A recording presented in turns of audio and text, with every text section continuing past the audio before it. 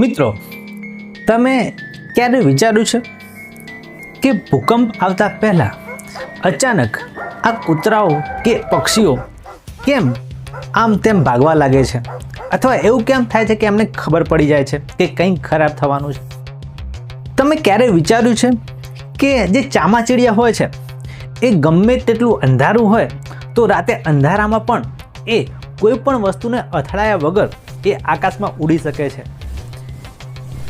અને દોસ્તો, તમે ક્યારે પણ વિચાર્યું નહીં હોય કે આપણી આસપાસ, આપણી દુનિયામાં, આપણી જ આજુબાજુ, આપણા જ કાન જોડે ઘણા એવા અવાજો હોય છે કે જે અવાજ છે પણ તેમ છતાં આપણને સંભળાતા નથી.